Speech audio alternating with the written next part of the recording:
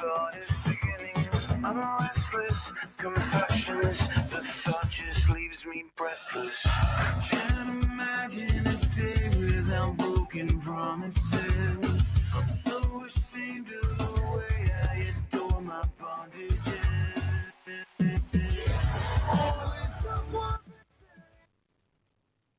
Well, hello. We are back once again. Yep. It is I, former SWA World Heavyweight Champion Gumpzilla. Man, that sounds so strange, man. A damn here. Wow, what a weekend. What a weekend. Wow. We're gonna get into what what our thoughts are and how we really felt and what brought Shores Wrestling Alliance Die for Something together. We'll get to that in a little bit, but Adam, how you feeling? Still a little sore, but I couldn't be more prouder of the way everything went Saturday. It was just like, what an experience. Oh yeah. Just to be able to be in the ring, to stand across from Hollywood and that crowd, man. Yeah. It was something that, oh man, I always dreamed of doing something like that. Yeah. And people, you can dream, of something and you want everything to go as great as possible, but I think Saturday, it went better than we expected it. Yeah. Well, we'll like I said, we'll get into that in a little bit here. Let's go ahead and play some catch up here. So while we were all focused on the show and storylines and all that, we had some pretty big events that happened. First and foremost, I mean, let's talk about John Cena and his heel title run right now. Very disappointed Really? from WrestleMania. Very and then very disappointing finish this past Saturday's Backlash show too. I'm not buying into his heel run. I mean, it's when you involve The Rock, when The Rock puts himself into a storyline and then decides to back out of a storyline, it's like, what? Okay, to me, the whole reason I was invested with Cena being a heel champion is because I was assuming that it was this this unholy alliance between Rock and Cena. Yeah. At WrestleMania, we ended up getting like I don't even understand how this happened, but Travis Scott gets like a whole full entrance, which is bull crap. I mean, and then the Gaga finish again from this past Sunday, and it's like I've never been a John Cena guy. First day I saw him, I was not invested in this guy. I just don't see. And call me, I mean, you can call me what you want. I don't care, but I just don't see what WWE, like what Vince McMahon saw in him. And it's just like every time he had a title run, it was so boring. So boring. And I'm not blaming Triple H on the creative on this. I think this is more of like with this being with the current, in my opinion right now, failed John Cena heel run. This is a Brian Gewirtz / Dwayne Johnson story. And it just shows that Dwayne cannot write a story. I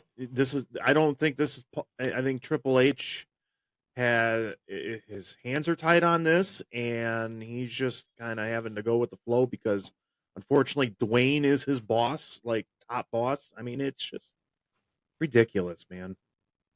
Yeah, see, to be honest, I kind of like it.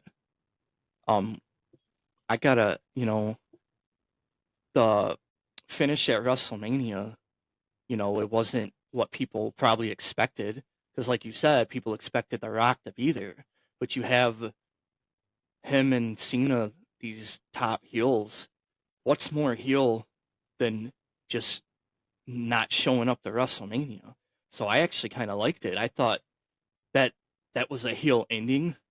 And Cena, this is like the best Cena to me. Because I've never been a Cena guy, but seeing him as a heel, dude, I love it. I got to go against you on this one, buddy. Yeah, but it's just, I don't know. It's just like, I'm not buying. It's almost making, in my opinion, it's making the Stone Cold heel run back in 2001 seem like, or it was more thought out than what the Cena run is right now. Yeah. And I get it. Right now, the whole storyline is John Cena. I am going to ruin wrestling, dude. You ruined wrestling like 20 plus years ago. Don't even get me started on this.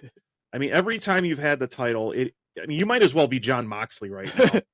I mean, no, he doesn't bleed enough. All right, well, that's a valid point, but still, I mean, I'm just saying. I mean, it's I'm not buying into it, and but I'm not allowing that for me to take away like the other, like that whole night 2 of WrestleMania was just incredible. Just that match, just, I mean, it sucks that everybody was talking about that match, but the rest of that card from night 2 was just incredible, and WrestleMania altogether was a pretty good show. Yeah, just to me, it's just like that, the way you finish that show, and it just ended up being just like this huge letdown. But like I said, I mean, that's just my opinion, and I'm sure. I mean, and you have your opinion. Yeah. You're liking this. I mean, and you're entitled to your opinion. I mean, it's. But like I said, it's just, I don't know. I'm just more. I want more, and maybe we're gonna get that event. Like, why? Like, I just want to know. There's been no mention every time Cena in one of his boring promos. That it's gotten so repetitive right now. Like the heel, it's because of you, and like there's no where's the story of why did you align yourself with The Rock? Yeah. So, like I said, maybe we'll see.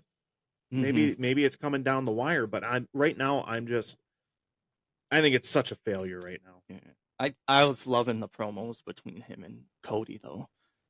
I just, the way they set it up, and dude, my favorite part like was when Cody was like, "You have more dick in your promos than you do in your shorts." Yeah, dude, I mean, it was good stuff. And it was good. Like, yeah, but now afterwards, like I get it right now. People are wondering, why are people booing Cody? I don't understand. Everybody was so behind Cody last year, and I just don't understand. I mean, it's I guess because you're more of the generation of like you grew up seeing, like you were more probably like growing up with Cena, like yeah, but like I wasn't invested in him either though. I was never a Cena guy. Right. But there's a lot of people like your age, within your age and under that Cena was your Hulk Hogan. Yeah. For me, I mean, I got to see Hulk Hogan. I grew up to see Hulk Hogan. From I started watching about 89, 90, somewhere around there, and Hogan was the champion, and I've been a Hulkamaniac ever since then. And I get it. That's probably and even when Hogan turned heel, I was pro Hogan.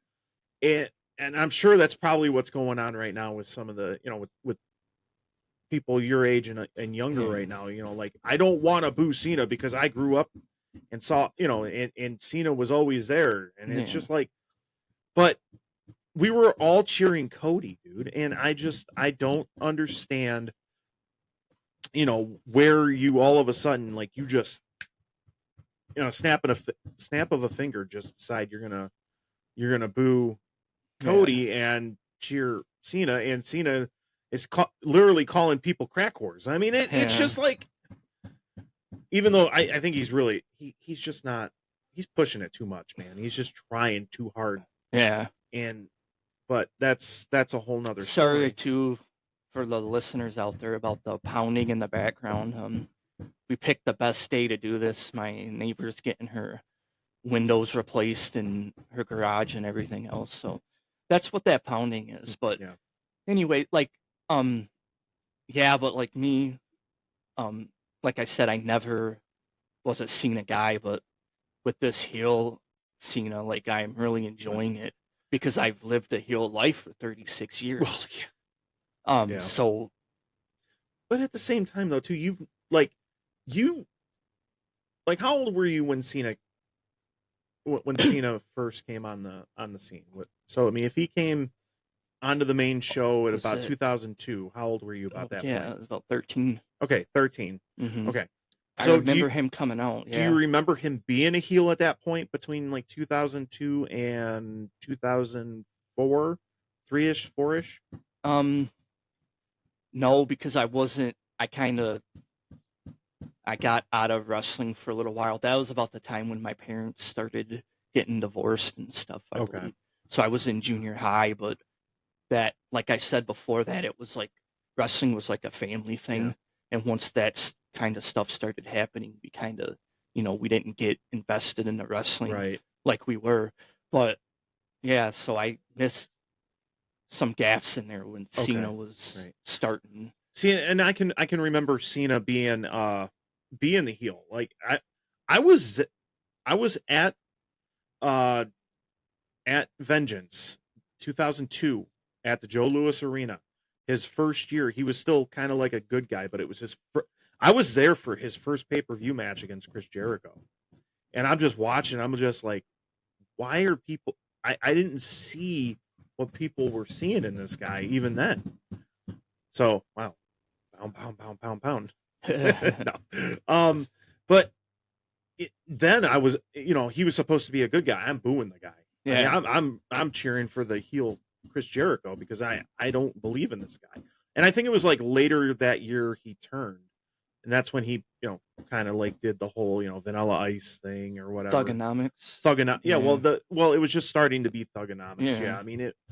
But I can remember like that, that brief period of maybe like about a year and a half, 2 years of him being a bad guy, being a heel, and then him being the, a face from that point on. I mean, so, I mean, like, we're talking like a 21, 22 year gap in between heel runs here. So, I mean, like, I want to give it a chance, but right now, like I'll admit, I mean, it was fast off the start.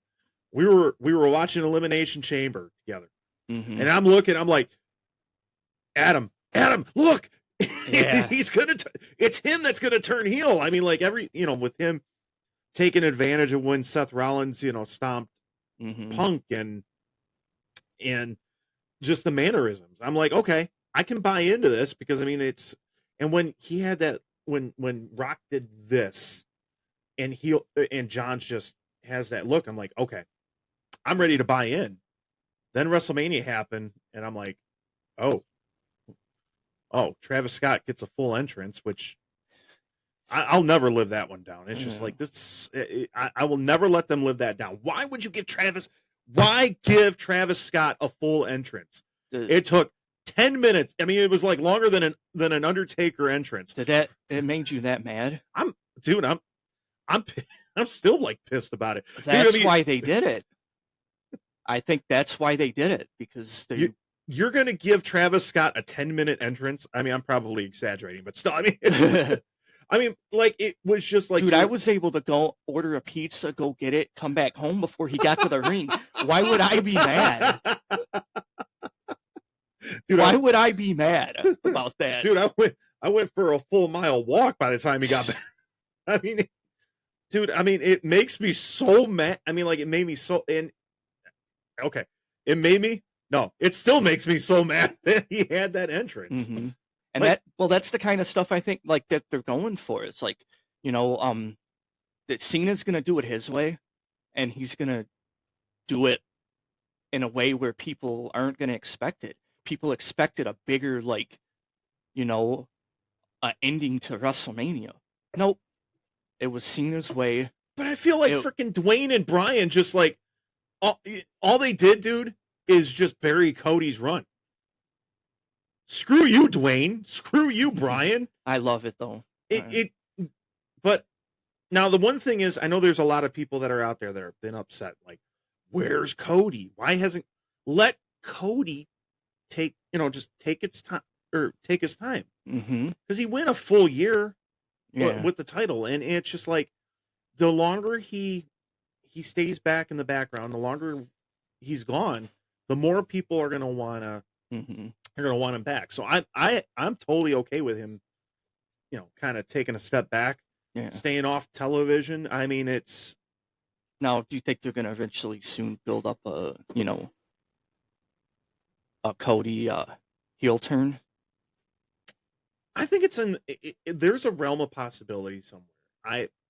I just don't know where you're gonna do it and when you're gonna do it And who. Yeah, that's the thing. Yeah. Because you kind of got too. It was like crazy because you kind of got that face moment from Gunther with Pat, but then again, he's coming out and bashing Jay again. Yeah. So it's kind of like, what are we gonna get from Gunther? But I'm okay with Gunther. No, I love getting it. back into the picture because I mean, like, he should be back in that picture. Oh, because yeah, I mean, sure. he just lost the title. I mean, he should be back in that picture. And when now that match a couple weeks ago, between Jay and Seth, incredible. I love, and that is when Gaga works. I loved every second. Like there was a point in that match last Monday where I really thought Seth was going to win the title. I thought they did very well on that with the world I title. can't even remember last Monday, to be honest. Right. So pumped for the show. Yeah. We'll get to it. Just hold that a little longer. I feel like Braun Breaker right now. I just want to rip through it. Just want to spear somebody and talk about it.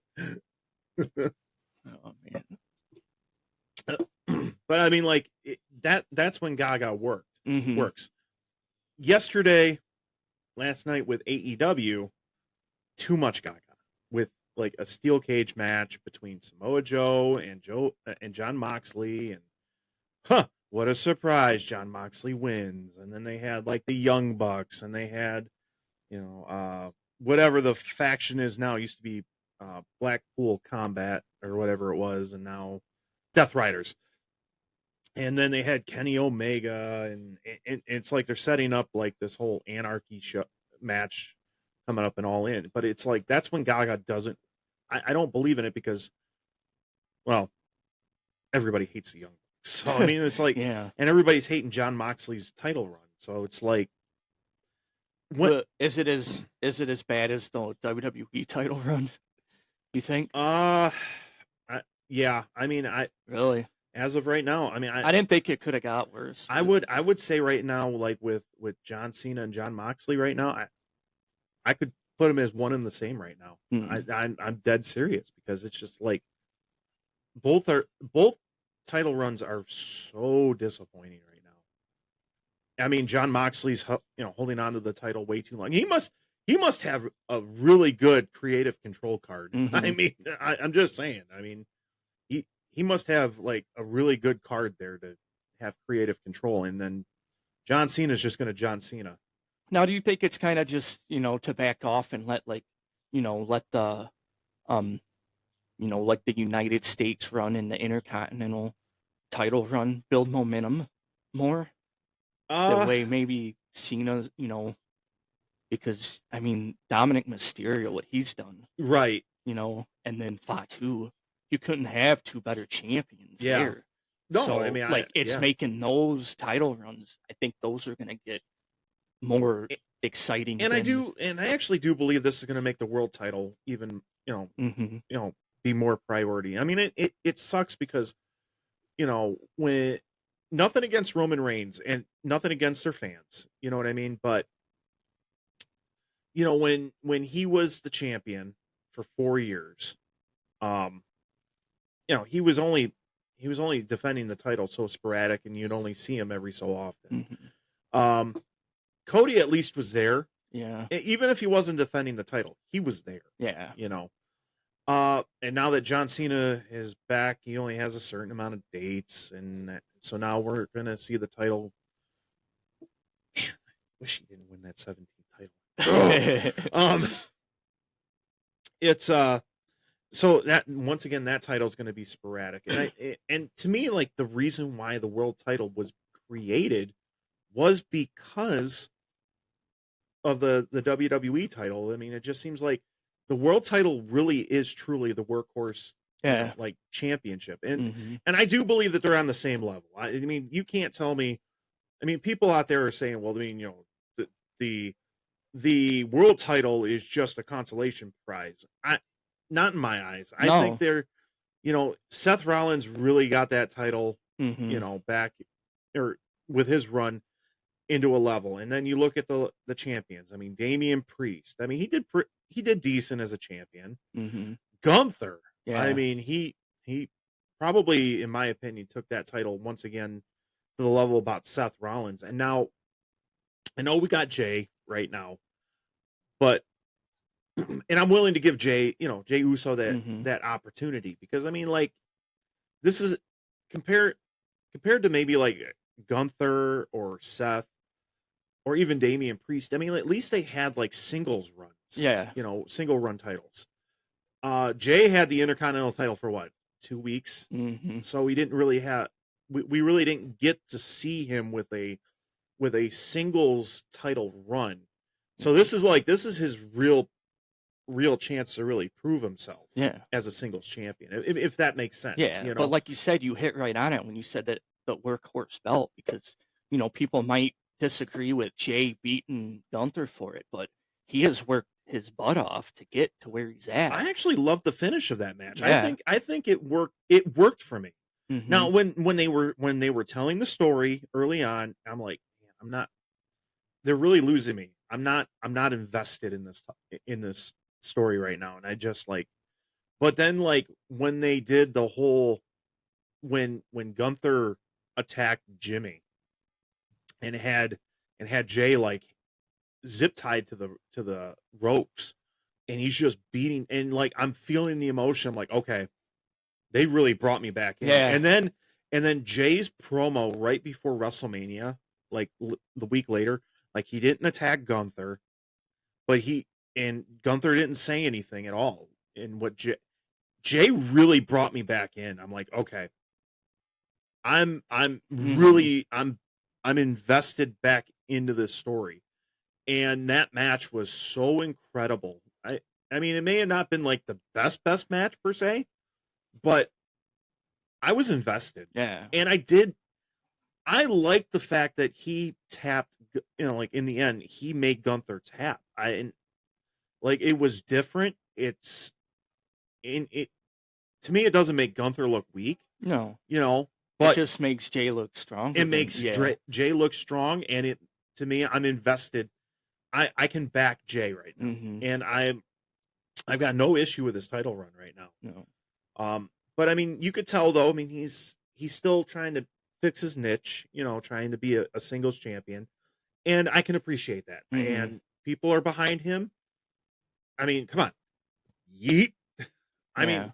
dude. I mean, being a part of that back at Royal Rumble, dude. That to be like, it's like incredible at him. I mean, and hopefully, you know, maybe we'll try to get to. I mean, we're I know we're in the process of working out with our wives. We want to go to Raw Yeah. if we can afford it, if we don't have to mortgage the house. Yeah. I mean, but For nosebleeds. yeah, but I mean, like, it's just it is just an incredible, exciting. I it's just it's hard to describe, but Mhm. it's kind of cool. And Jay is just he is so white hot still right now. So I mean, I'm willing to give him that opportunity and that chance. Yeah. So We'll see where it takes him. yeah, But like you said, he's worked his butt off to get where he's at. And Oh, it's absolutely. like, like you said, you kind of fall, I don't think he should have beat Gunther, but you got to give him a lot of credit. Oh yeah. Either And like way. I said, I think it was done right. Yeah. And I mean, if you're going to do it, that's the way to do it. Because Mhm. I mean, that especially those last 2 weeks before Mania, and you got me back invested, and then you made him tap. Yeah. It works for me. Absolutely works for me. And then of course, I mean, we saw, how are you liking the cooperation between Seth, Paul, and Braun right now?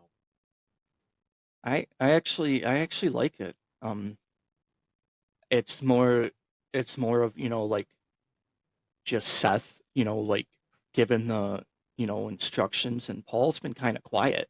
Yeah. Paul Heyman, and it's like he just kind of gives you these facial expressions in the Right. background. It's like, but it's a different, because you see Paul Heyman come into the picture, and then now, like I said, it's just Seth is kind of given the direction. Right. But yeah, I like it. And then, he recently, he attacked Jay, and I like it. Now, obviously, it probably was the worst kept secret that Paul and Seth were gonna, come together. But I mean, sometimes, you know what, predictability sometimes works. yeah, I mean, it worked for me because I mean, remember, I mean, when we had our WrestleMania show with Sal, yep. I think what was it? Sal picked Roman. Did you pick Punk or did you go Seth? I went with Seth. Okay, you and I went Seth. Mm-hmm. And because I mean, it's like out of the three in that match, Seth needed that. Mm-hmm. Because the whole time, I mean, even we're going back even to last year's WrestleMania, he Yeah. ended up being like maybe like the third or fourth wheel through the whole thing. So people were like, he needed that match, he needed that win, and so I mean, I think you and I picked that Heyman was going to turn, Mm-hmm. On Roman and Punk and join Seth. Braun Breaker, on the other hand, that was a good surprise. Yeah. I'm so happy that he is part of that group, because I mean that, Braun, who's, he's going to be a star. Like, Yeah. somewhere down the line, we're gonna see like along the lines of like a Cena, Orton, or a Hawk Savage, or along the lines of like a rivalry, like or Brett Shawn, Yeah. with Jacob Fatu and Braun Breaker. I mean, it's going to happen. If I had it my way, I would say there, or if I had a idea when they're going to probably start getting into that, it'll probably be more along the lines, maybe like within the next like 2 or 3 years in WrestleMania. Like, Yeah. they're gonna main event a night 2 WrestleMania, Mm-hmm. probably within the next 2 or 3 years. And getting back to Royal Rumble with that, they just stared at each other. They never touched. Yeah. So I mean, people are waiting for Mm-hmm. this, and they've had interactions, but like for Braun to get this rub from Seth it's a big deal. Mm-hmm. I mean, that means that the keys are just, I mean, like I thought he had the rocket strapped already to him, but now, I mean, like, this is probably getting ready now we're going to get ready to give you the keys within the next year or two. Mm-hmm. And the car is going to be yours.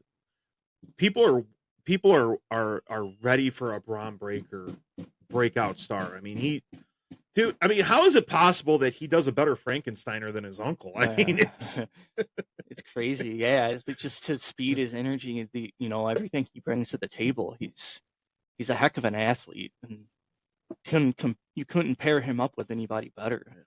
You hear that thud? Yeah. That was Show Speed still getting another spear from Braun. Oh, man. I think it's a great idea to get for him to be aligned with Seth, and then obviously with Paul Heyman. I mean, Mm-hmm. Heyman, with his history, dude, of making stars. I mean, he helped Punk to become a star. He's helped Brock Lesnar. He's helped Roman Reigns. Yeah. I mean, so, and even you can even go back before that. I mean, like the Dangerous Alliance stuff, and he's made stars of like Taz and Sabu and Tommy Dreamer and all that in ECW. And so, I mean, Paul Heyman being aligned with Seth Rollins like that, Seth Rollins and especially Braun Breaker. Yeah. I love it. Yeah. It's, and especially for Braun, Mm-hmm. this is a great opportunity for Braun Breaker to. That part of it fascinates me more because, like, I never would have expected, Braun Breaker to come in the picture, but him and Heyman, like, it's like, oh man, yeah, he's gonna get even better. Yeah, and I'm all here for it. I don't know about you. Yeah. Now, TNA with Joe Hendry. I mean, Joe Hendry. I believe in Joe Hendry. Do you believe in Joe Hendry? Yes, I do. It's very interesting, though. I mean, like, so when TNA started in 2002, I remember watching. I mean, it was funny because I ended up getting like a free pay-per-view that day because that's when TNA would just do pay-per-view shows. Yeah. The second show ended up like getting scrambled and like perfectly. I mean, like it. So it ended up scrambling itself where I can actually watch the pay-per-view, not being scrambled like the whole screen. And I remember it was the second TNA show, and I watched the main event was Jerry. It was for the first X Division champion. So they started off with like a battle royal, and then they went to the last two participants would wrestle for the X Division title, and that match ended up being between Jerry Lynn and AJ Styles. Fabulous match. Go out of your way to find that match if you can find it. But they were brought together by Jeff Jarrett because there was not really a number two, and you had all these wrestlers. Now that WCW and ECW were gone, there really wasn't a lot out there for television for these stars to go to. So TNA started. Now we fast forward 23 years later after TNA starts. You have a TNA World Heavyweight Champion defending his title at the next NXT pay-per-view. Wow, who would have ever thought? No, it's incredible. He's just that. There's not much I can really say. Like, he's just incredible. Everything he does, like his entrance and when he's in the ring, man. Yeah, he's natural athlete. Like there were a lot of like the basement dwellers of the IWC, like they were mad that, well, Randy Orton, just buried the TNA World Champion. They buried Joe Hendry. I go, no, there was no burial there. No, to be honest, I mean, what do you expect? He was going up against Randy Orton. Yeah, as a surprise opponent. Did you think he was going to go, he was going to win on top? No. And come to find out, like at first I was, and I told him, I mean, who's not to say that Randy Orton didn't handpick Joe Hendry? And guess what? Reports that came out about a week or two after said exactly that. He handpicked Joe Hendry. Yeah, he just believed in him that much. And I don't know. Yeah, it's just all noise to me, the basement dwellers, as you say. Yeah. Because it's like, dude, what if I'm trying to get, into the wrestling business, and I want to get up, I would love to take an RKO. Yeah. I would love to, be in that position. Oh, to come in WrestleMania and win or lose, it's just like these people need to shut their mouth. Well, you know what that tells me too is that, like the report that's come out is that, and it's probably obviously no secret, that Triple H is very high on Joe Hendry. Mm-hmm. If you're putting Joe Hendry in the middle of WrestleMania, like his first, his first appearance on the main show is at a WrestleMania. That just tells me they're not going to have him go to NXT No. afterwards. They're going to have him go straight to the main show if it's either going to be Raw or SmackDown. Mm-hmm. And I don't think he needs to go to NXT, to be honest. I mean, he kind of, if you look at it, he kind of is doing his little NXT run with the cross promotion between TNA and NXT, you know, the talent exchange and all that. So I believe in Joe Hendry. Yes. But like I said, I mean, you know, just like the basement dwellers just wanted to be, it's like, dude, look at the big picture. Yeah. Don't even get, so I better not get into that rabbit hole again, you know, with the basement Chicken nugget? Chicky nuggies. They're probably the ones that were excited about Travis Scott.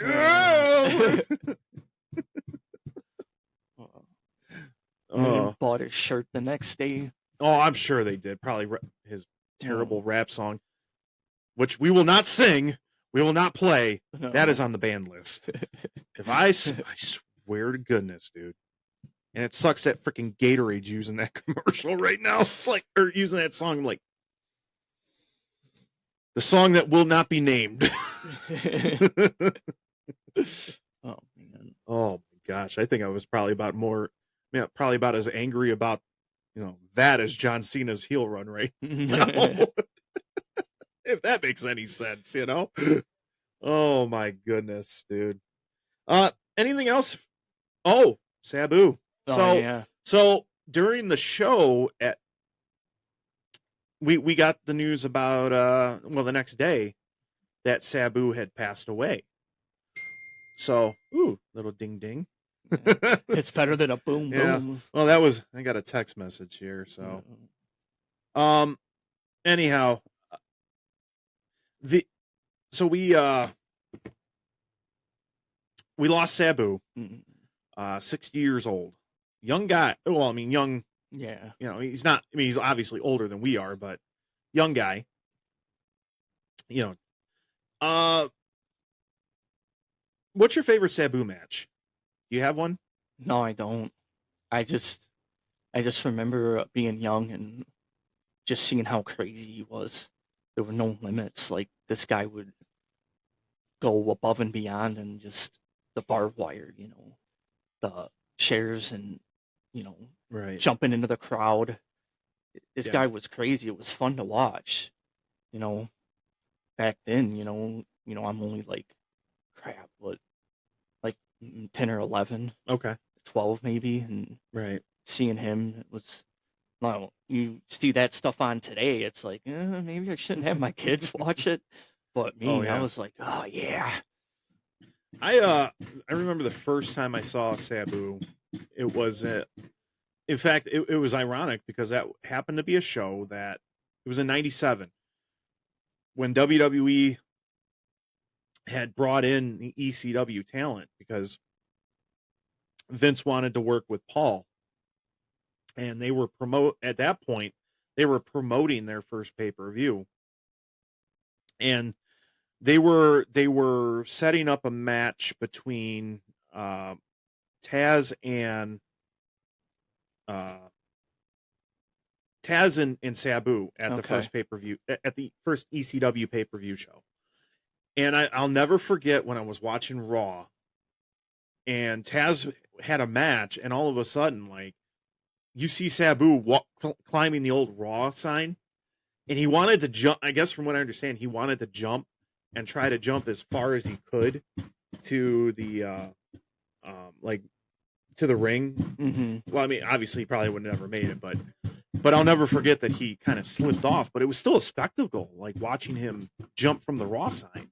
Yeah. Because he wanted to get to Taz.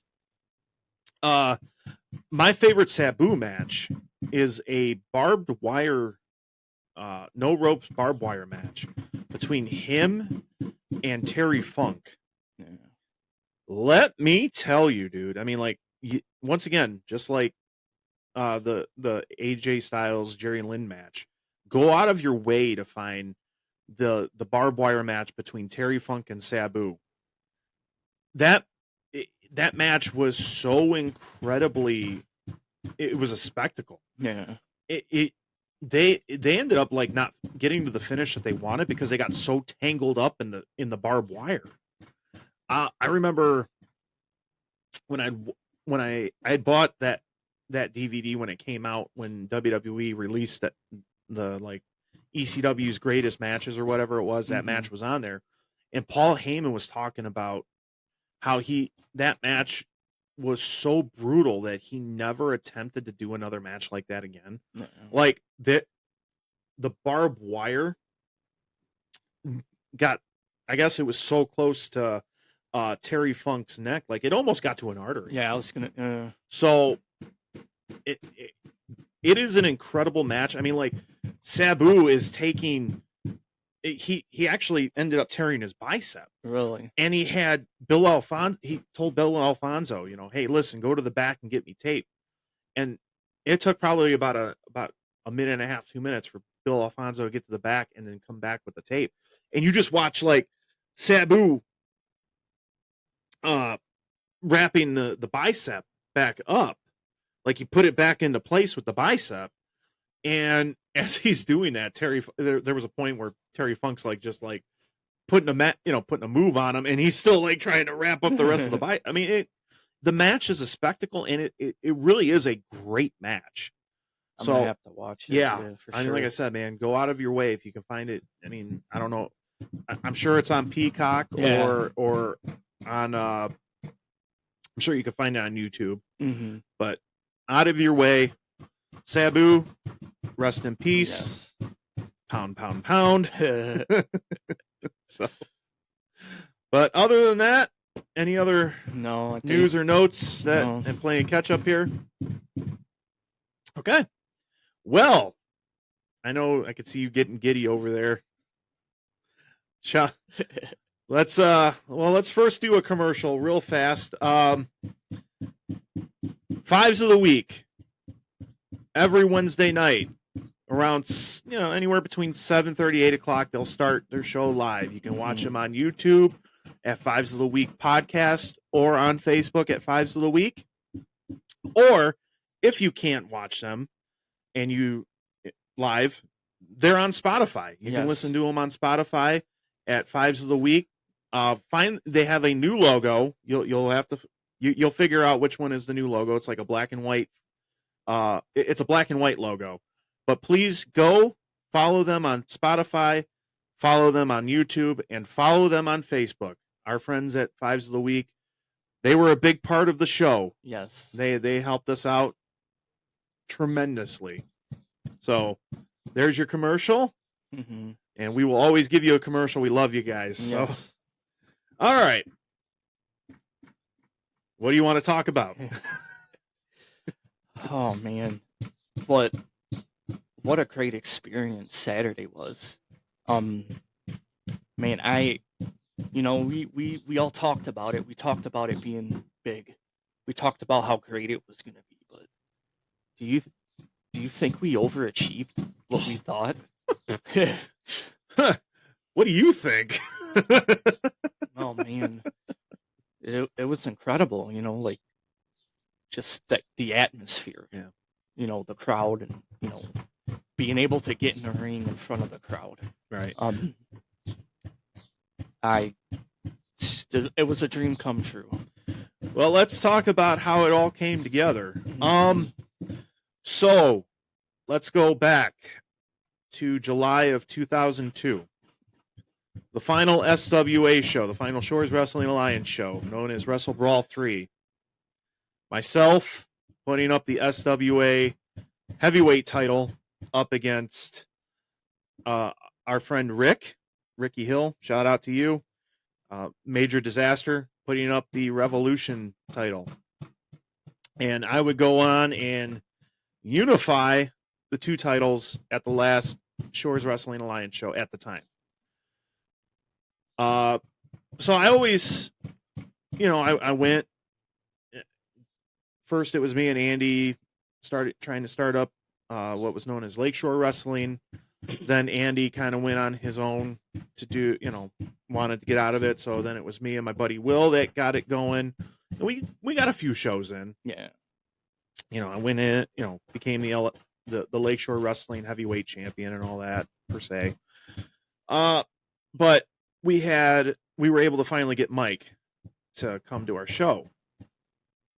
And I was trying to I wanted to set up a match, one last match with my greatest rival, my former tag team partner, Mo Money Mike, aka Philly, aka Mike Philizoff.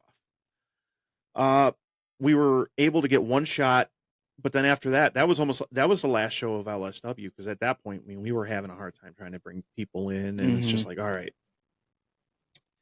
And I just never felt satisfied to the way we had finished the match or finished the show, especially LSW. I had the itch, found another little promotion to, worked a couple shows there in 2004. And then that was it. I'm like, all right. So, life goes on. Just, I started dating my wife. We ended up getting married. It was 19 years this past Tuesday, by the way. Congratulations, buddy. 19 years. We married young, and I love her to death. Love my wife. Very appreciative of her. So about 2006, Mike and I kind of went our separate ways, kind of lost contact, but then we started kind of getting back, and we kind of got back into contact. Okay. And about 2006, I brought up the idea, hey, Mike, how about one more match? Can we do it? And so we started working out some details at that point. And then just kind of lost contact again. So I think we got back into contact. And at that point, we stayed in contact ever since. It was probably about 2009, 2010, 2011, somewhere around there. We started having our family tradition that we would go over to Mike's for WrestleMania and watch the WrestleMania show at Mike's. It's a family tradition that we continue to do to this day. I mean, a couple of years we haven't been able to do it, but that was because of some obvious reasons that we will not get into details. But we would go to Mike's every year for WrestleMania. Well, about 2012, I started a Facebook page that was known as, it was the Gumpzilla page. So which is now our weekly wrestling review Facebook page. So I've had that page for that long. Isn't that incredible? So I'm like, you know what? Let's see what I can do. So I get on there and that's when you were able to live stream without having a certain amount of people, which please go out and like our Facebook page and our YouTube page. Because if you want this to be live stream, please, we need to at least have 100 people, I think, for a live stream for both platforms. But that, I'm digressing again. We'll tell you the details after the show where you can find us. But anyhow, so I'm like, all right. So I recorded the first one, like Mo Money Mike. And so I'm laying out the challenge. I'm putting up the SWA heavyweight title, trying to prod him. Got a little bit of a response. He made a response video, so we just kind of worked it, but never got the details. But I kept doing it. So then I stopped, picked it back up at like 2016, 2017, started prodding again. Mike responded. We were working out the details, nothing. But then just didn't work out. Kept doing, but I kept, as he described, poking the bear. Him and Andy just said poking the bear. So now we fast forward, probably about 2001, 2002, started doing it again. 21, 22. Yeah, about 21, 22. Started kind of poking the bear a little bit more. but I kept being persistent. I'm like, Yeah. Mike, you know, and just started calling out Mike, and you know that you're scared, and now, Scared of that banging. yeah, that that was us on on Saturday. Saturday hitting the ring. That was us during training, I should say. Yeah. So anyhow, I think we really started getting serious about it maybe about 23 or 24. And now we started trying to find Mhm. best times for us to do this, you know. Yeah. But I mean, you know, we're busy. We all got families. I mean, I'm married. I've got Noah. I've got, you know, a really good job. Mike is getting ready to get married, but I mean, he has his son and his stepkids, and he's got a really good job. Mhm. So we're, you know, we're trying to work out details. And then it was last year, I think it was about August or September of last year, Mike got a hold of me and said, "You know what? Let's do it. We'll figure it out, but Mhm. we're going to do it." And the Yeah. fact that we have now that, you know, he's got his podcast and now we have a podcast. So we're Yeah. like, "All right, we're going to do this thing." Because I mean, I think the biggest thing is that I kept you know, how did Andy describe it? Andy said it was because of me, because I kept just kept the spirit of SWA alive. Mhm. Okay. Something it said about make sure the internet's stable. Internet's stable right now. Yeah. So, but the fact that I kept the spirit alive of the SWA, you know, and so we just started, you know, getting you involved, Yeah. and so now that we had a podcast, now we had like a platform. Yeah. You had something you can rely on to build up to the moment. Yeah, and Instead of just like reaching out. But you got to think about it, man. This is like you guys said, like 20 years, and the buildup, the long buildup, like it couldn't have been better. That buildup was worth it, don't you think? oh, I think so. You know, like I said, Adam, I never felt satisfied Mm-hmm. about the way we finished the final at the time, the final SWA show. Yeah. I never, not once. I never felt satisfied. And And it just ekes at you because you're like, dude, we want this to be better. I want to do that. You know, you start, and then, yeah. like I wanted to give her the final send off that Mm-hmm. the show deserved, because I mean it really was special. I mean, like, it was, I know it was fun for you guys, you know, the ones that weren't involved. I mean, it was fun. And don't take this the wrong way, but like for Mike, Andy, and I, that was what happened Saturday was special. Like, because I mean, we were so a part of that show, you know, myself, Andy, Mike,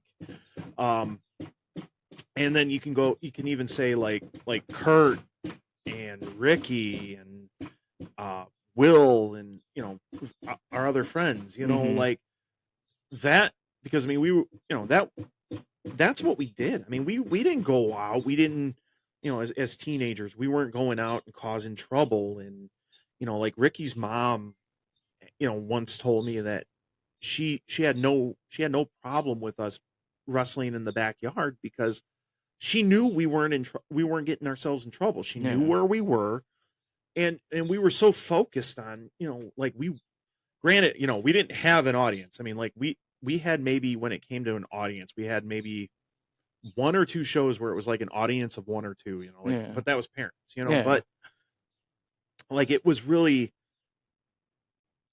but we wanted to put on a good show. I mean, we're talking camcorders, and you know, we would have to, you know, like, there's so many shows that we had to re-record, or that we recorded over shows, because I mean, we only had a little camcorder, maybe two or three tapes, you Mhm. know, small Yeah. tapes, you know, and sometimes I mean we would have to record like half the show on one tape, and then we'd have to put the second half on another show. I mean, like, we were, we were writing out stories. So, and like I said, I mean, don't take this the wrong way, but I mean, it really, it felt more special for Mike, Andy, and I that it, but I know it was special for you guys to a Hmm. point, Yeah. but I think like for us, it was a different kind of like level of special, you Yeah. know?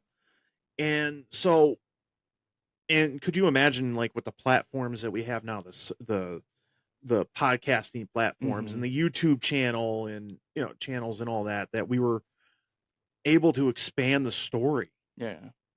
So, we were taking some pot shots between, I would say between August, September, would you say, Yeah. to about January, just some pot shots, but not, we didn't really go full throttle. No. Would you say? No. Is that about right? Yeah. I don't think it wasn't until about right after Royal Rumble. I think that's when we put the pedal to the metal Hmm. to really get the story going. So now we're really, Yeah. you, me, Mike, Sal, we're getting into it now. I mean, we're telling this, we're going full throttle, buckle up. We're in Hmm. the driver's seat. It's time to really get this thing going. Uh about late February, anywhere between late February to early to mid March, I'm working. And see, now in my mind, I'm thinking we're just going to be in a backyard. Yeah. I mean, the way it should, it used to be, backyard, find somebody's backyard, we'll figure it out. Uh, I think about, like I said, late February, early to mid March. I'm like, all right, guys, listen. Here's 3 dates that that we can do. March 3rd, March 10th, March 17th, or I'm sorry, not March, May 7th. No, I'm sorry, May 3rd, May 10th, May 17th, or May 24th, which was Memorial Day weekend. Hmm. Well, we all got together. We're like, okay, we'll do May 10th. May 10th, we set the date. Mike had asked me what should we name the show, and I'm just going through, and uh Zanaya, I always mispronounce her name. Zahna, Yeah. Zahna. Go out of your way to listen to her music. Incredible music. Well, she has a song that's called "Die for Something," and I'm listening to it. I'm like, you know what? This really fit. This fits the story right now. Are you willing to die for something? Die to get the title, or is Mike really willing to die to get the title? Am I willing to die to defend the title? It's a perfect song for the Hmm. perfect show. So I'm like, all right, Mike, SWA, die for something. And he's like, that's a great name for the show. So we got the name of the show. Then it was about February or March. I get on to, I'm like thinking about it. I'm like, you know what? Let's add another stipulation to this match. Mike, let's put your podcasting career on the line. So I called him out on it. Mike accepted. So now there's even more reason Yeah. to per se die for something, like Hmm. I'm willing to die to defend this title. Now you're willing to die to stay on the podcasting, to still have the podcasting show. Yeah. And the amount of time they've been doing it, they were so invested, and you know, to put that on the line and have, in one match that could all be taken away, it was a good story. It was a good idea. Um, but continue. No, so do you think it added to the story? Oh yeah, I think it did. Yeah. It was very creative. It was like, okay, if you're willing to, like you said, die for something, it's like put your most precious thing on the line. My precious. And that was their podcast. Do you believe that by adding adding the podcasting career from Mike, do you think that really probably put the story over the top? Like what was needed to really get this thing going? Yeah, I do. What are your thoughts? I think so. Yeah. And we're going to get to it. I think that had a lot. That had a lot to do with the why we had so many people there. So anyhow, getting back, so I record. Mike accepts the show. Well, and then Sal, I think Mike had talked to Sal. So, because I did the podcasting challenge without Mike's consent, Yeah. without Mike knowing. Mm-hmm. But at the same time, so I mean, they obviously had to add something without my knowing, which is perfectly fine. I mean, this is the way story goes. This is how you build a story. Yeah. And so Sal goes, Hollywood Apple Snatch, Sal goes, okay, you're putting the podcasting career on the line. And by the way, real quick, before I get to that, please, we'll have to find the link. You'll have to watch C Rebel, his reaction, because this, oh my gosh, dude, I absolutely, the best, I think he was the best out of all of it too. Yeah. Dude. Chuck just went full on berserk, man. He like legit berserk. Yeah. We'll have to, like I said, we'll find the link and we'll add it to our comment or to our description. But like his reaction, like legit reaction to, everything that you guys that we built for and their show second rate. Just like, I mean, you could hurt yourself, Mike. I mean, we're texting each other. We're like, this is real. Is this real? Mm-hmm. And you're like, this has to be. And I'm like, listen, I'm like, he's working us, dude. Yeah, you thought he was working. And I'm like, no, Adam, this is all legit. Like he's legit pissed off. He's just like, and I remember him saying like, just squash him like the ant that he is.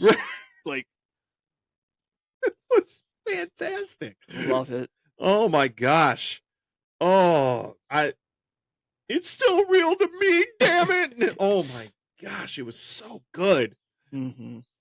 And so we're just like, and we're watching, and you could just see like, you can see Mike, Sal, and Cheech just like trying to tell him, like trying to give him the hints that it's more, this is a work, guys. I mean, this is a work. Yeah. So like not to say it out loud, but you could tell like they're trying to give him subtle hits.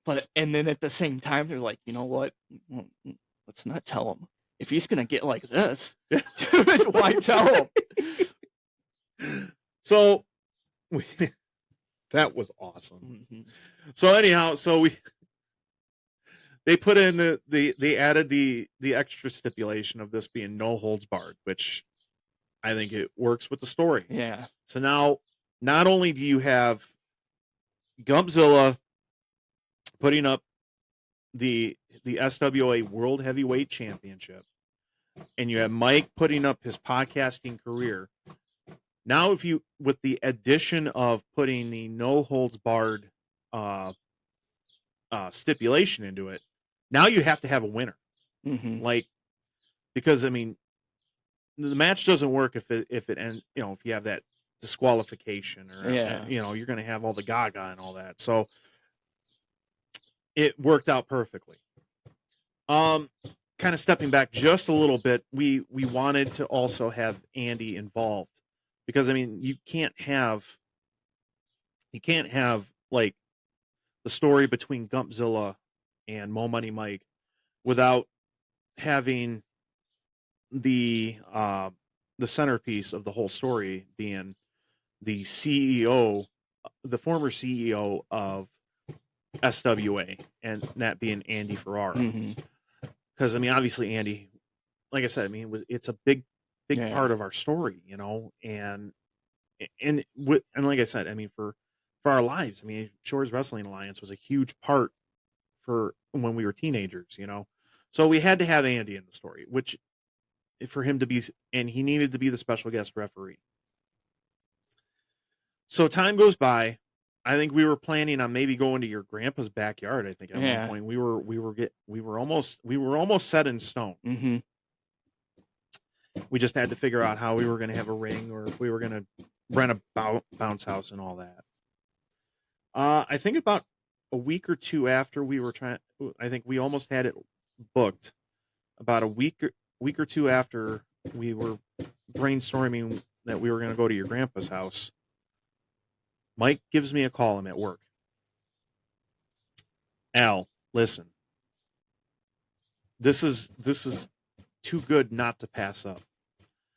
But C Rebel knows a person that has a wrestling ring, a place that has a wrestling ring, wrestling/boxing ring. Mm-hmm. I'm like, are you serious? And he goes, yes, I'm going right now to go check it out. And I'm like, Mike, no way.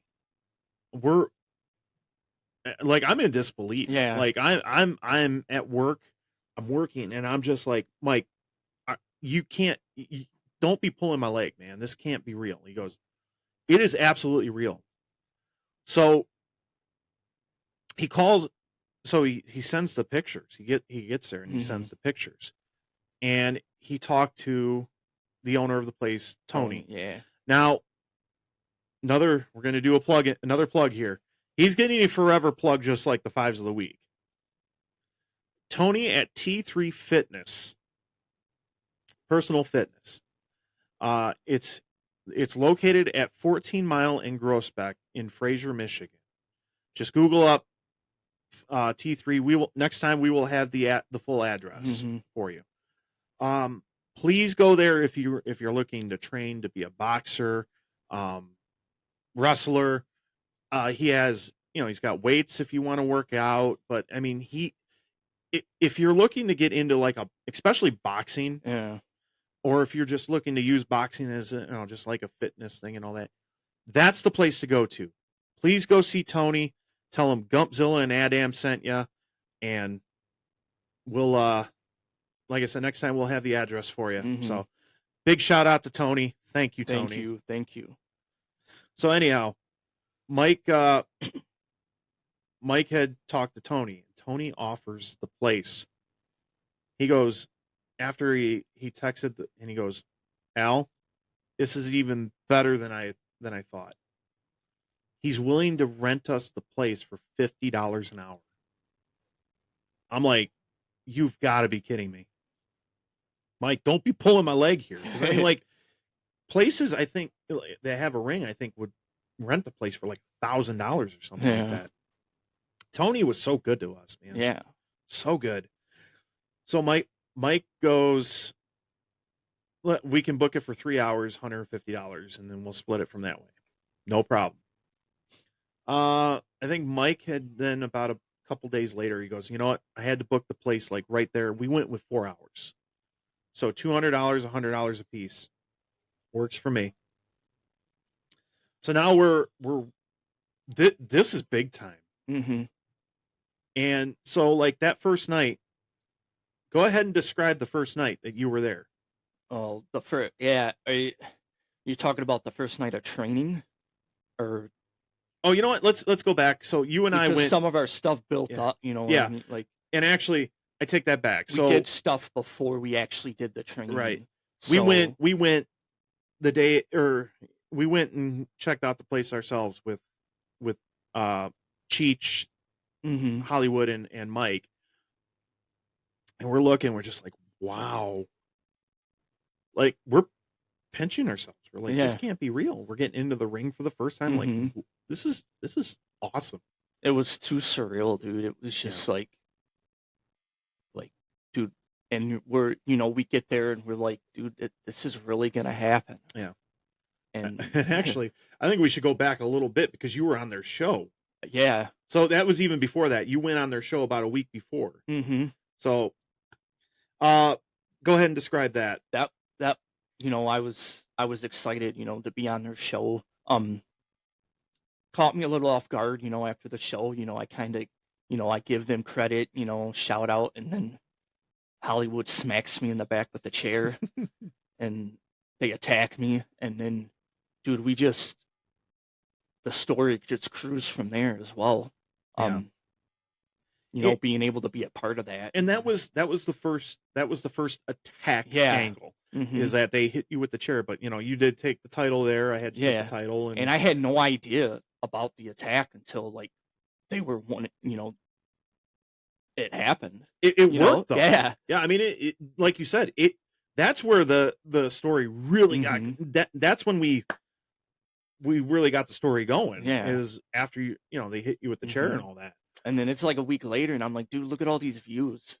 Like, I'm just like, dude, these people are like, this is awesome. People were starting to get invested right off the bat. Yeah. With no like real training there. Right. Like I said, it all just kind of flowed together. Yeah. So then about a week after that, we went to we went and checked out the place. Mm-hmm. And we're looking, you and I are just looking at each other. We're like, this can't be real, dude. I mean, this can't be happening. And we're pinching each other, and we're like, man, this is pretty cool. Yeah. So that's when we did the retaliatory attack, and we had Dean Hendricks with us at the time, and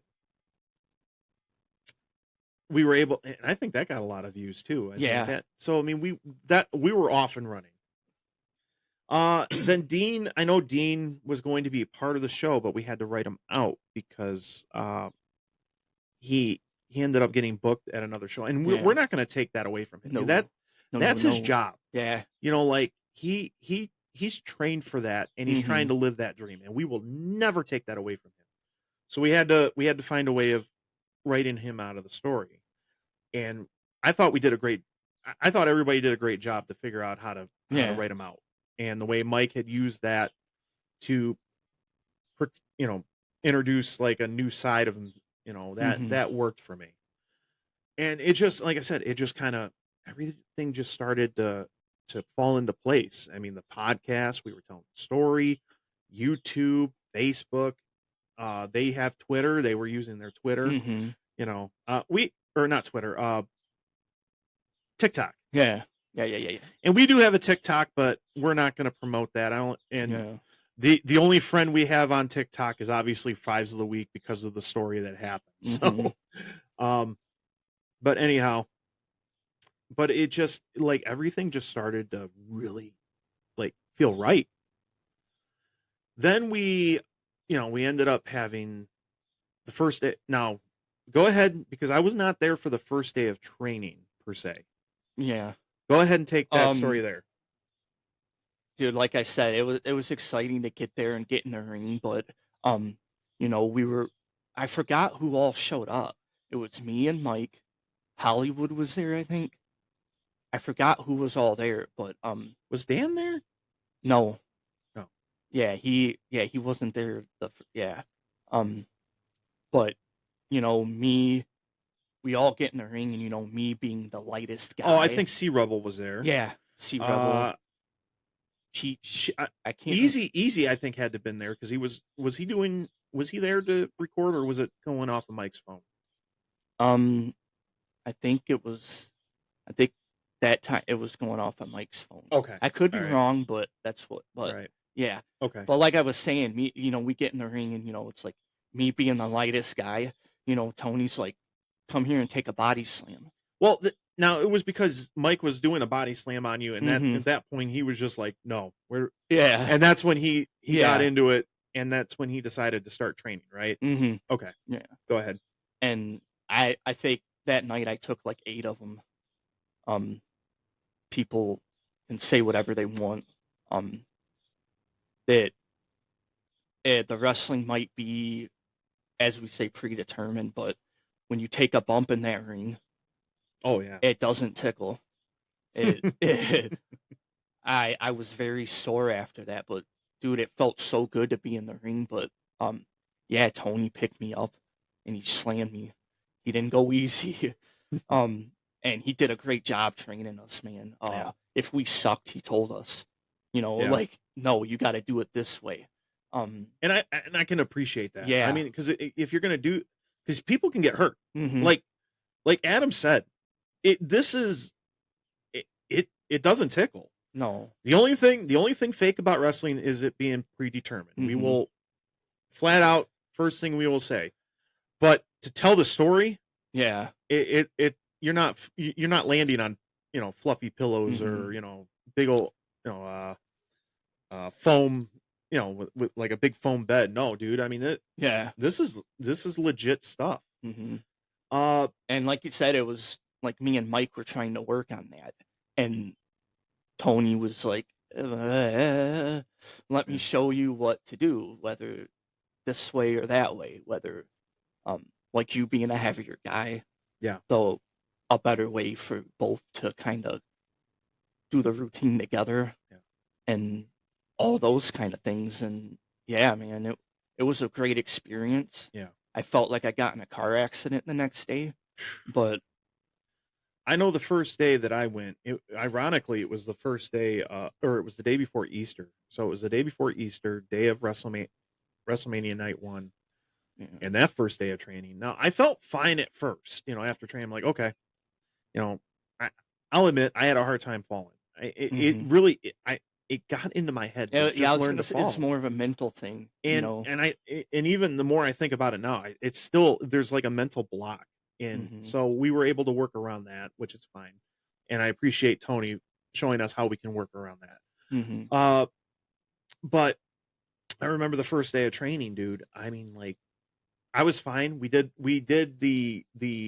uh we did the press conference angle at that Yeah. point, and so we do. It was about 3 weeks, I think, about 3 weeks before the show. We did the press Yep. conference, and we did Except, the yeah, it was. I yep, remember because we were singing 3 weeks from yeah. today. Yep. Yep.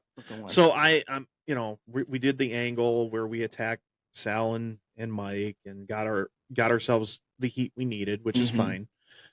I remember going home though, and dude, my neck, because I mean, like the one time I tried falling, I whiplash, dude. My neck Mhm. went. Uh, dude, I mean, rolling into bed hurt. Trying to roll out of bed the next morning. Like Mhm. I had to be there early because I was cooking breakfast for church. We Yeah. were having our pancake breakfast that we do every year at Easter, for the day that our Lord rose again after 3 days. So like dude, and I, man, that was so hard to get out of bed. Like Mhm. everything hurt, and it was just hard to move. Like, and I'm a side sleeper, so like Yeah. it hurt to move. I didn't sleep very Mhm. well. And I remember I had like around my abdomen area, I had this like very slight pain, but it wasn't like anything I couldn't handle.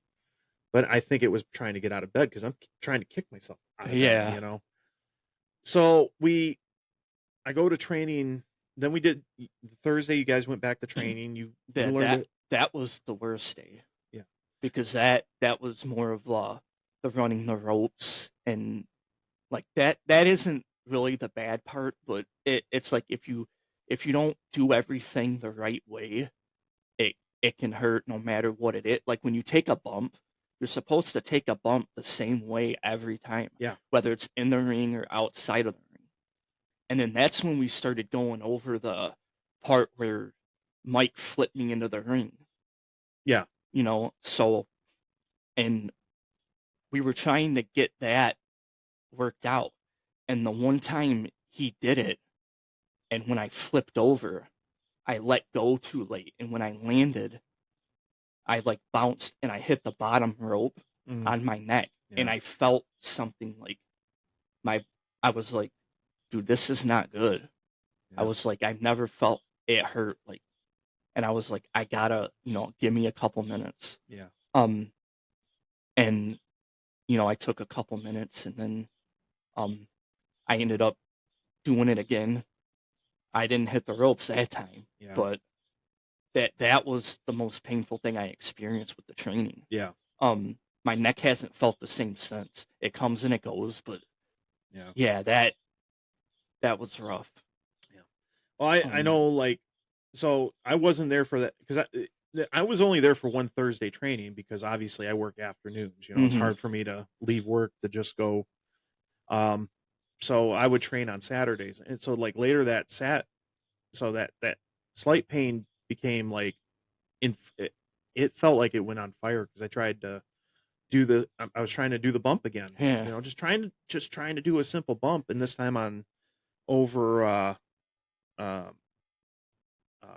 pads or something like that. It was you know, just like your normal Mm-hmm. your pads, and I messed up again, and man, I thought I tore something or had a hernia because it was on fire. I couldn't. I mean, I was able to sit for a little bit, stretch it out. It was fine, Mm-hmm. and then I went back, and we were able to go back into practice. Well, at the same time, while I was trying to, you know, trying to get myself back into shape to at least get back into training, Mike was practicing uh, the frog splash Mm-hmm. with the same pads. And was he doing the same thing on Thursday? Was it Thursday before the frog splash? No, he Okay, didn't so it know. wasn't until I was there. Okay, and so uh, Mike's trying to practicing to do the frog splash, and dude, he hurt himself like by I don't know if he said he either bruised or cracked his ribs, and he also feels like he may have messed up his meniscus Mm-hmm. or not. Yeah, is it? Yeah, meniscus. It's in your leg. Um, just trying to practice that move. Like Adam said, Yeah. it, it it it you're not. It's not. It doesn't tickle. No. This hurts. I mean, this is legit training. Um, so Mike had already been. I think he said he had a neck issue before and all that. So I mean, we're working around it, and we were supposed to do a. There was actually a spot that my actual finishing move was known as the gump bomb, and it's a variation of a power bomb, and we were supposed to do where Mike is hitting me, you know, the 1, 2, 3, 4 in the corner, and I pick him up and drop him. Well, I think there was somewhere down the line it kind of tweaked a little bit more, and we eventually had to, you know, we had to Yeah. take that out, and we were supposed to also do a cross body. So anyhow, getting back to my injury, uh, as the week progressed, it hurt to cough, it hurt to sneeze, it hurt to move. Mm-hmm. Like it would be like a very sharp pain, and I'm just like, so later, so the next time I trained, that was a Thursday one I was able to go to, Yeah. and we were trying to do this. We wanted to do this move, a cross body move, you know, one of the first sets. And the first time we did the cross body because of my abdomen issue, I couldn't catch Mike cleanly, and it re-aggravated it again at that point. I'm Mm-hmm. like, and I'm going to work. You know, talking to other people. They're like, "Oh yeah, you got a hernia." Like if I would hold it and I cough or sneeze, I was fine. Mm-hmm. But if I coughed or sneezed without it, it hurt. And everybody's just like claiming it was, "You got a hernia. You got a hernia." I'm like, "Oh crap." Well, we ended up taking that move out. In the same turn, we took the uh, gump bomb out. But that Thursday was the first time I think first and only time before the show itself, we all were together and we were able to run through rehearsals and all that. And, you know, I was taking a body slam. I'm just working on, you know, Mike and I are working on having bodies because being my character, never being body slammed ever. We wanted to get like that Hulk Andre kind of feel. So Mm-hmm. we practiced that, and first time, boom, crud. Second time, so and like the third one during practice was fine, and then we practiced the frog splash, Yeah. and we did okay on that. So we did so, and I'm worried, man. I'm like, man, Mike's hurt, you're hurt, I'm hurt. I don't know how hurt Sal was, but I'm sure he Mm. was probably feeling a few Yeah. things and all that. Like my next, it took like a week for my neck to feel better. Yeah. But like now there's still days where I wake up and it's like, it's not where it should be. You know what I mean? Yeah. Like, but now it's mostly like from like me and Sal only did like a couple sessions of training like in the ring. Yeah. Um, And you had Sea Rebel there to help you yeah. too. I mean, Um, Sal and Sea Rebel, man. I mean, Mhm. those guys we trying to help you out, dude, incredible. it was so good because like we were doing, like Hollywood was helping me with the bag, and while I was doing it, see Rebel sitting there like smacking me in the head. Get your hands up, get your hands up, and I'm like, dude, this is incredible. This is amazing to have these guys go out of their way, and then like, yeah, but it and like working with Sal only those couple times before we fought, dude, just throwing punches, like my arms are sore. They're still sore now. I keep whenever I wake up, like my right arm right here. Yeah. In Dude, fact, I could still see a bruise actually right there. Yeah. Right there in the webbing there. But like right here, it's I mean, sore. You know, what was it that Sal told you during that? Because I was there that night. What did Sal tell you about when it came to listening and all that? Came to listening for what? When it came to the training and that you were actually listening compared to people that just want to go out there and just like just do your thing. Keep your head up. Use that jab. Whether you're going away, it's still just use the jab. Use the jab, whether you're touching the glove or whatever. Just try to make, let's make this look as authentic as we can. And like we discussed, but we never came up with the finish. Yeah. We talked about it and we were like, yeah, this is how we're going to, but when we came out to the finish, that was both of us just being us. Like he came out and he actually, like, before we started, if you remember, he pushed me. Yeah. I was gonna push him, but I'm like, Sal got into it, dude. I mean, and when he came out and when he did that, I was like, this guy he's gonna beat the shit out of me. Well, we'll get to that in a second. I mean, hold on. So anyhow, we were there. Like I said, it was a Thursday the Thursday, not the Thursday before the show, but the Thursday before that. That's when we were all together, and we had Dan and Jimmy Jam. Nice guys too. I mean, those guys did incredibly well for what they did too. And I mean, they didn't have to come out and help us out either. I mean, but like, dude, I mean, like everything just seemed to be coming together, and we did our entrances. We did a little bit of did some matches. So then, I didn't go to practice Saturday because of Thursday because my mother-in-law was out of town. I wanted to spend time with my wife and my son, and everybody was cool about it too. That understood. Then you guys had that final practice on Thursday. Obviously, I couldn't be there because I was back at work. Then Saturday rolled around. I got there. You got there about what, noon, 12:30? Yeah. And I got there about 1:30 or so. And so we're all just we're moving stuff around. We're getting stuff ready. We're going through, we're just kind of going through moves, walkthroughs and all that. And, Adam, it says that your recording just stopped. That was weird. Yeah. Yeah. We'll have to figure that out in a second down the line. Anyhow, getting back, we're doing the walkthrough. We did the power slam or the body slam again and the frog splash one more time. So we're, like for me, at one point I'm just sitting in the ring, dude, and I'm just kind of taking it all in before the show. I'm just like, dude, I mean, like, I'm in disbelief that we're about to do this. Yeah.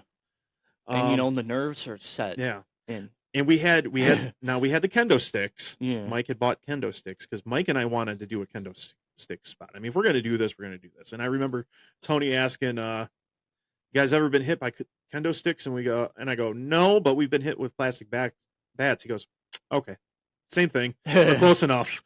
So it's not like it's the first time we've been hit with something that could hit, could sting us and hurt us. So I remember during that Saturday, Mike's like, all right, here's take this kendo, let's do this kendo stick spot. I'm like, okay. And so I take the spot, and during practice I'm like, oh, I mean, he hit me good. And I'm like, okay. And I'm just like walking around like, yep, feels like a plastic bat. And so I remember Andy going, okay, I want to take it too. Yeah. And he got a big old welt. We're just like, oh yeah. I mean, we got to do it again. I didn't hit you in the right spot. Right. It doesn't hurt so much here. Right. Right. I mean, can you tell us, can we tell you that we are marks for wrestling without telling you that we are marks for wrestling? So if we're willing to take a kendo stick, like the legit like feel of a kendo stick. Mm-hmm. So we all get in the back, and people are starting to come in, and we're just like, man, this is going to be cool. And more people are coming in, and more people are coming in. My brother was there like 2 hours early. Right. He came back there. I don't know why. And I forget how many chairs were set up, but it got to a point where we had to set up more chairs. Yeah. We're all looking at each other. We're like, this can't be this can't be real. And so more chairs. So we set up more chairs. That buddy Josh. I'll have to see what the text is all about later. So anyhow, and we're just like looking at each other. We're like, wow. Okay. So the show starts, we did national anthem. We did, Sea Rebels entrance, Sea Rebels getting the place going. We hear the crowd.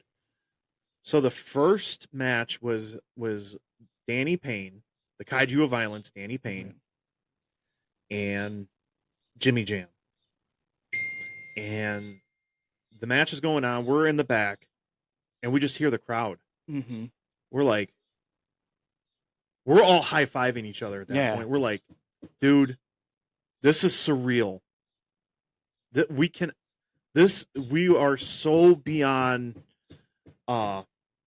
stoked and excited for this. Like, this is really happening. Mm-hmm.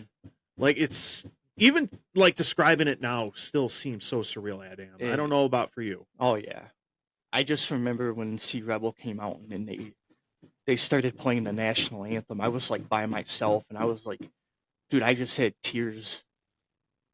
Yeah.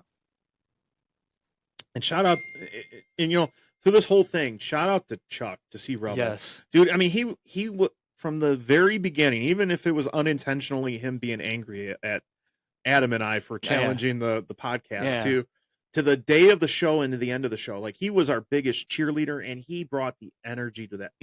Help bring that energy up from that crowd. I mean, thank you, Chuck, from the bottom of our heart. And I know I threw the text out, but I gotta say it again on the show.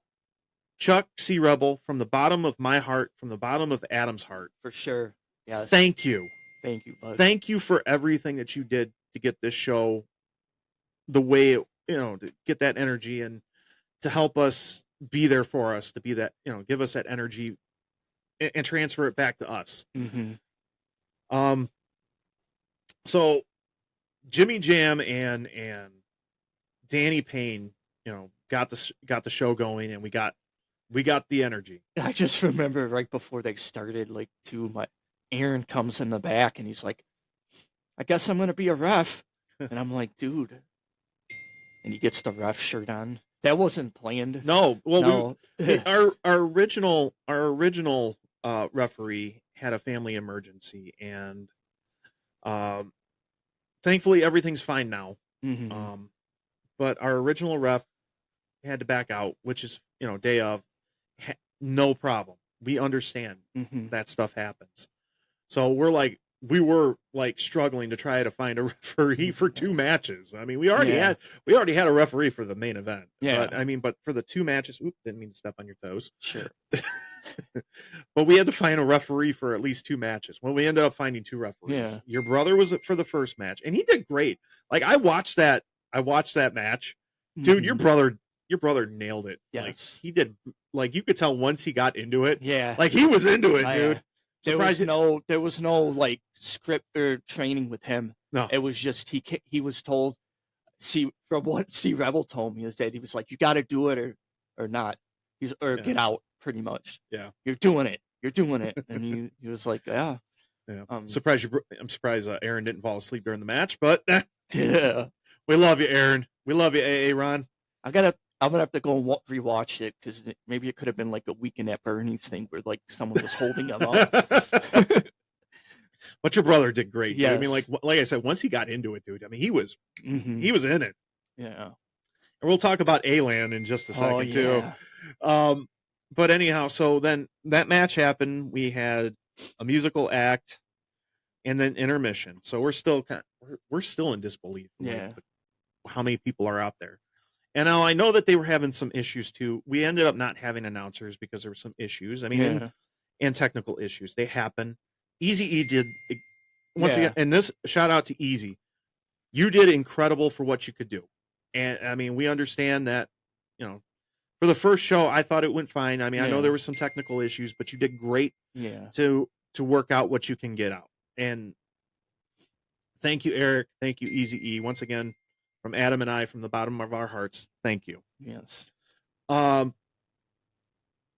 anyhow, so then we get to your match. Now, go ahead and describe how that match was, what it was like at first with the energy and all that. Well, the energy was incredible, dude.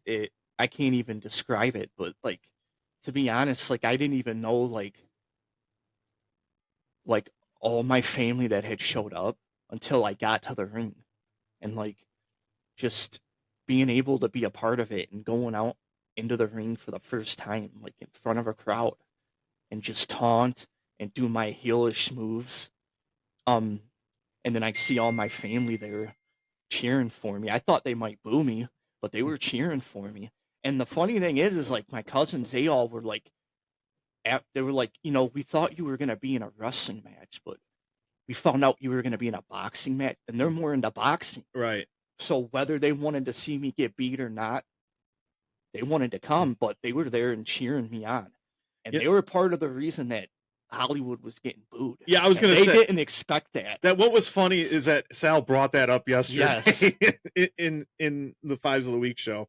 They were both like, man, and you got booed. And he was like, yeah, it kind of took me back a bit, but he was happy about it. Yeah. I mean, it brought the energy and all I was expecting it myself, but I just continued. But when you get out there, dude, I'm telling you, when I got out there, it was like the nerves and everything just went away. Yeah. I was just, trying to be my heelish self, dancing around. Right. I sat on the turnbuckle again. But yeah, it was awesome. Right.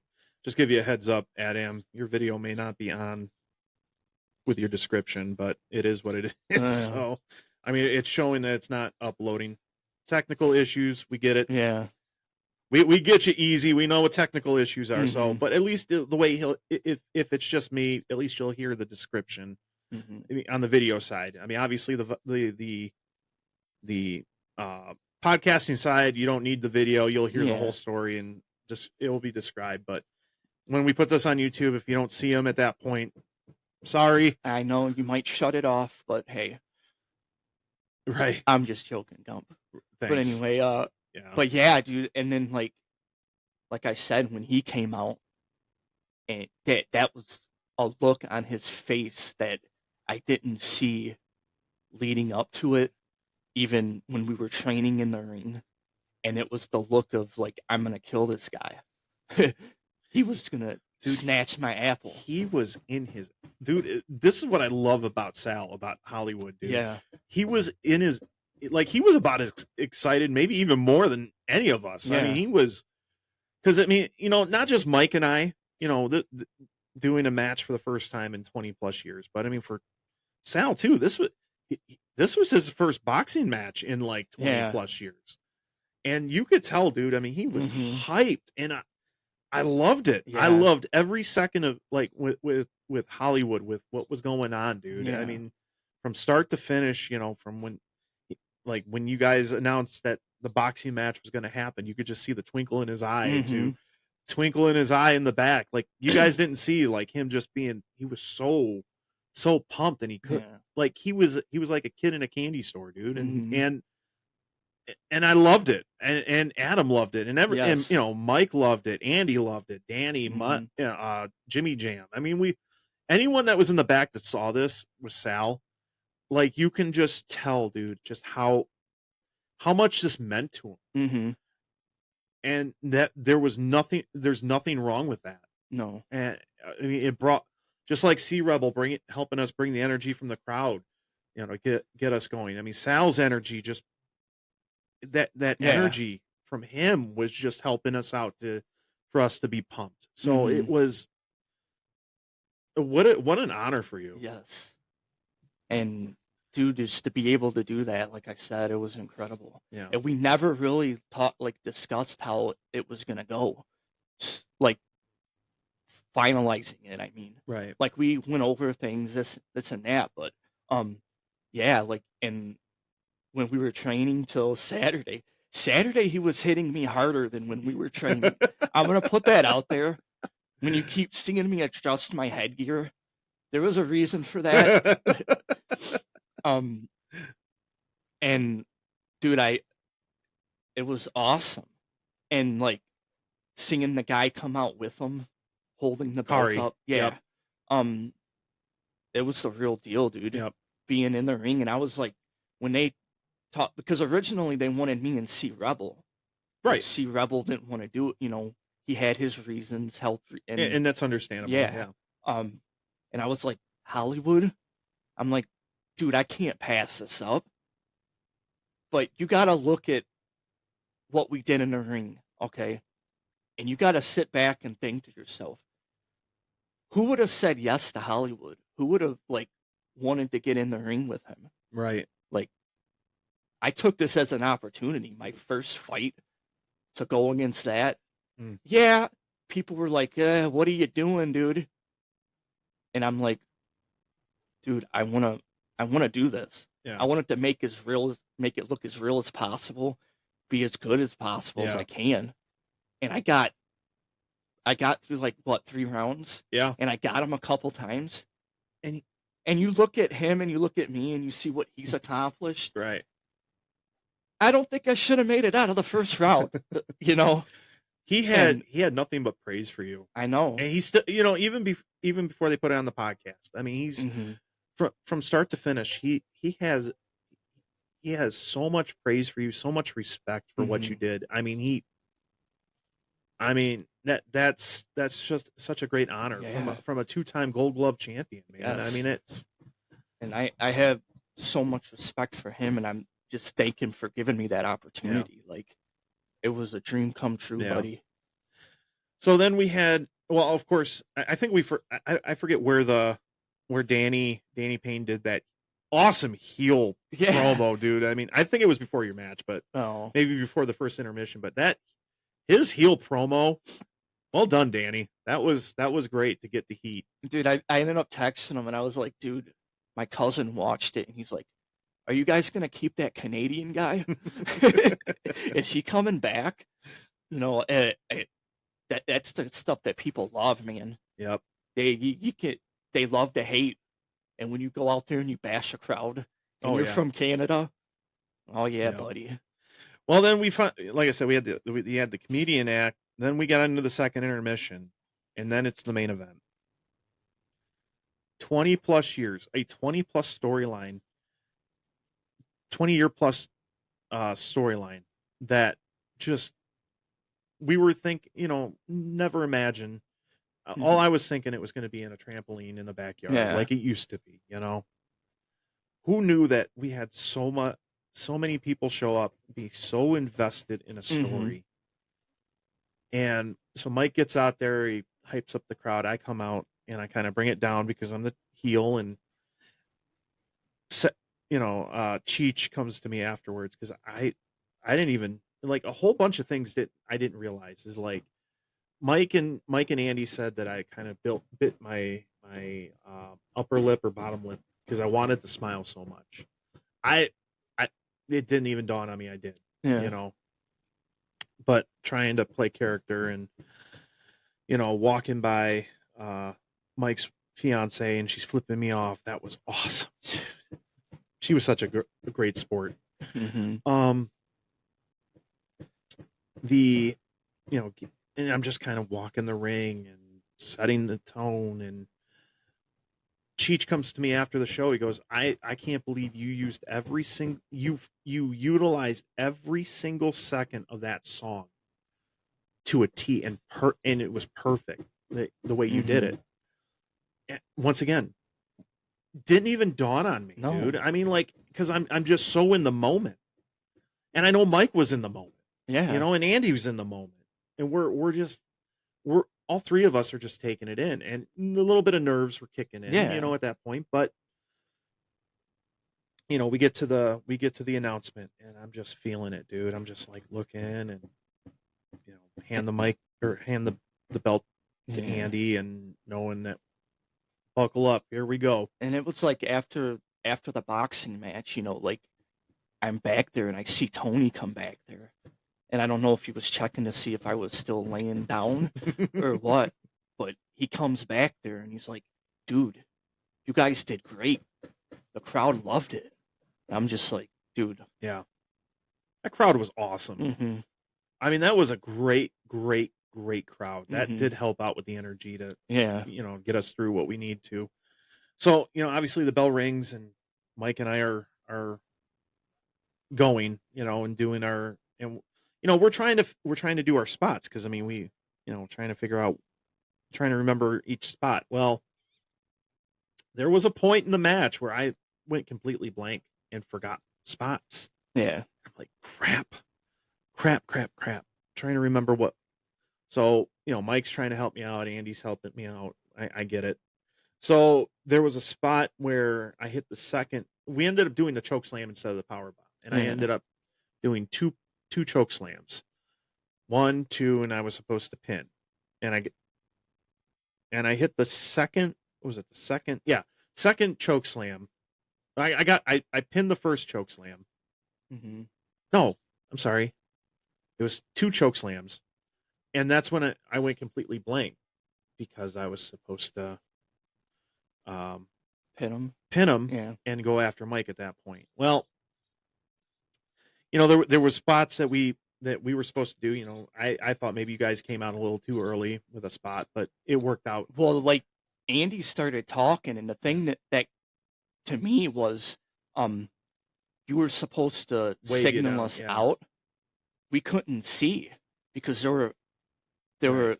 people there were so many people that came to, like, they were standing like in front of the apron, like in front of the curtain. Yeah. I mean, so I wasn't able to see. So when I heard Andy talk, and I kind of went back and I was like, let's just wait a little bit. And then we kind of started to go out. It worked. But I thought to it be worked, honest, though. I rewatched it today, and we came out right after Andy went like this. So Right. Andy had signaled. If you rewatch the show, I'll have to see that. I didn't see that part, but it's fine. Like I said, it worked. Mm-hmm. So after the second choke slam and the pin, that's when I was supposed to go to Andy. But then, like, just I got into the moment with the crowd, and I hear Andy all of a sudden, chair shot, chair. I'm like, crap. And I pick up, I'm picking up Mike, and he's like, chair shot, chair shot. I'm like, crap. Well, it ended up working out perfectly because C. Rubble and Danny did their thing, and the camera didn't catch the second choke slam. Mm-hmm. So in a way, it ended up being a blessing. Yeah. So then I hit the third choke slam, pin, and that's when we did the chair shot. And I remember Andy saying afterwards, he goes, "Yeah, I almost got cut the hard way." I'm like, "Oh wow!" Like, that chair shot was pretty wicked. I mean, it was a good chair The shot. crowd, you could see the crowd jump, like, Yeah. when they, and we all, and the way we all marinated it too, Mhm. I mean, you could hear a hush. Like that was really cool. Like the Mhm. crowd, like when after Mike hit Andy with that chair shot, that crowd, just that hush, and it got so quiet you could hear a pin drop. And I think too, the thing too, like with me, like when I got a bit pickled, when I was supposed to get choked out, it's Right. like when I tripped Mike, you just hear the crowd like get mad and like, and then me, I started taunting, and I'm like, wait a minute, I was supposed to get choked out. Actually, I think it worked out better though. Yeah, I mean, it like Tony said. I mean, if you miss a spot, just keep, just keep going and yeah. work around it. And There's I think that's what we did. There's no screw ups. Yeah. I wasn't supposed to get hit with the Kindle stick. Mike Yeah. attacked me, and dude, I loved it. Yeah. It was incredible. It fit the because story. It was like, dude, when we like, it was the off script stuff that like really Yeah, told the changed, story. you Yeah, know? told the story. And like, because I mean, we were waiting on the music for Khan, Mhm. and when we didn't hear it, we're like, okay, well, We just I mean, that's stared at his because son Mikey, for because 20 minutes, but Mikey, his son Mikey hit me with the kendo stick, and so we get him in the corner. We're just waiting, like, well, I whispered to Mikey, we're like, well, Mikey, just play along, here we go, Mhm. boom, boom, Yeah. it did, but it really it made the story though, like the whole Yeah. thing, and like I thought it, to be honest, I thought it worked better that the when Mike just came in and just because he got a 3-on-1 attack on his son. All right, it made more sense for him to come after us with the kendo stick, Yeah. and but like the at least we hit the big the big Yeah. punt, the big spots. Now, my favorite part of the entire match was, after I, took the sledgehammer and I missed Mhm. and hit Danny with it, and I'm shocked. And so then Mike hits me with the 3 money makers. My absolute favorite part of the entire match was after Mike picks me up and he slams me. Yeah. And I just hear the crowd. Mhm. Like I don't even remember getting, like I don't remember feeling getting slammed. No. After the slam happened and you hear the crowd, I just want to get up and have a big smile on my face. I was like, oh, we got him. I mean, like we had him the whole time, but Yeah. to me, that was the part that I felt at that very second, we got it. Mhm. Now we really have him. Yeah. And so I'm rolling over, Mike's playing the crowd, which is great. And then that frog splash. I just remember, dude, when he body slammed, or when he body slammed you, dude, his son just jumped out of his seat. Yeah. Yeah. I mean, with the angle that my wife had recorded, you could see Mhm. Mikey just jump up. I mean, it was the whole match, it was imperfect, but in the way it was perfect. It was a Uh-huh. perfect match. I am so incredibly proud of what Mike and I were able to accomplish. Mhm. I mean, I'm so incredibly proud of what we all accomplished that Yeah. night. But like that match, I was so proud of what Mike and I did, and to essentially finish a 20 plus year story, and Mike winning, and finally his character climbing the mountain, getting to the top of the mountain. Mhm. I still have a smile on my face to this day. I mean, we're talking 6 days out. We're recording here, the Thursday after the show, and I still have a smile on my face, and just Mhm. I'm so incredibly proud of what Danny and Jimmy did, and what the Fives did, Yeah. and what we did, and Chuck. I mean, like, I'm so incredibly proud of what everybody. It didn't matter if you were part of the show or if you were selling concessions and tickets, to the raffle person, to the security. Mhm. It was an absolute incredible, night that I will forever Yes. remember. And I thank, and from the bottom of my heart, to those who watch the show, on the stream, or Mhm. were there live. I mean, thank you thank I thank everyone that was a part of the show. Yeah, thank you, Alan, for like hating everything Oh, Mike did. yeah. Thank you for reminding me. Like Alan was great, dude. I loved it. That Alan, that was awesome. Yes. You know, the little interaction between you and C Rebel, and then like, I mean, like it wasn't until I started watching back, watching your reaction, like after Mike power slam or body slammed me, and then your reaction, and was it your cousin that was next to him? Yeah. That, I mean, watching after Mike hit the frog splash. I mean, you guys did. I mean, even the crowd can make the match. Yeah. So I mean, I'll it's just not... gotta explain to him better next time what the stool is. But here That's a story for another day. So, but Adam, thank you. Yes. You know, thank you for being a part of you. this. And so, guys, I mean, we hope that you enjoyed everything that we talked about, the backstory, and that you continue to, you know, we're going to have more shows. It looks like we're going to have at least another show or two coming up. Because it went over so well. We thank you for supporting our show. Thank you for supporting the SWA. Yes. Thank you for supporting the Fives of the Week. Just thank you for supporting us, you know, no matter what. You can find us on most podcasting platforms. Yeah, easy for me to say and spit it out. Stupid B. We're on most podcasting platforms, and you can find us on Facebook at Weekly Wrestling Review with Gumpzilla and Adam. And you can also find us on YouTube at youtube.com/at Gumpzilla and A-DAM. So that's Gumpzilla and Adam. Anything else to... No, great show. Thank you guys for listening. If we do have another show, please come out and see us perform. It was spectacular. Yeah. I mean, the live streams are cool to watch it, but you got to be there to experience. So until next time, guys, thank you. We will see you. Thank you. We will see you next time on Weekly Wrestling Review with Gumpzilla and a damn baby. See you guys next time.